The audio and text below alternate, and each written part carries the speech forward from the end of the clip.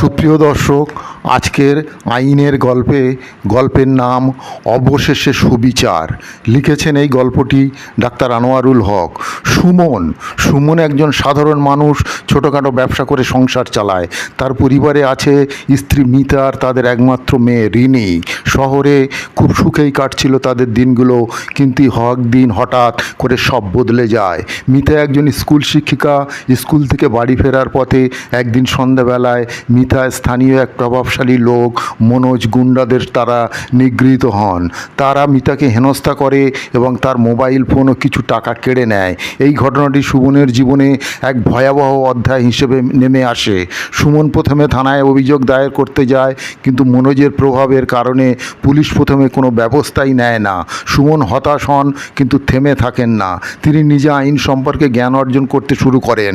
একসময় সুমন জানতে পারেন ভারতীয় দণ্ডবিধির ধারা 376 এবং 354 কথা, যা নারীদের সম্মানহানি এবং যৌন হয়রানির জন্য শাস্তি নির্ধারণ করে।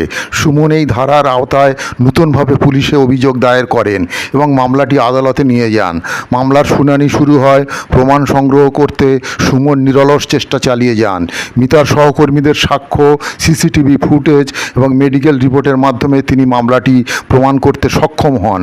আদালতে সুমনের সংগ্রাম এবং মিতার সাহসিকতার জন্য বিচারক মনোজ এবং তার গুন্ডাদের কঠোর শাস্তি প্রদান করেন। মনোজের 10 বছরের কারাদণ্ড হয় এবং তার গুন্ডারা 5 বছর করে জেল পায়। মিতা এবং সুমন অবশেষে সুবিচার পান। এই ঘটনা সুমনের জীবন শুধু ন্যায় বিচারের এক উদাহরণ হয়ে রইল না, বরং তাদের ছোট শহরের প্রতিটি মানুষকে সাহস দিল এবং অন্যায়ের বিরুদ্ধে রুখে দাঁড়াতে। 376 এবং 354 প্রয়োগে সুমনের সংগ্রাম আর সাহসিকতা তাদের জীবনকে আবারও শান্তির পথে ফিরিয়ে আনলো। তো সুপ্রিয় দর্শক, এই ছোট্ট আইনের গল্পটি যদি আপনাদের ভালো লেগে থাকে, এই চ্যানেলটিকে সাবস্ক্রাইব করে রাখতে পারেন আর ভিডিওটিকে লাইক ও শেয়ার করুন। ভালো থাকুন, সুস্থ থাকুন।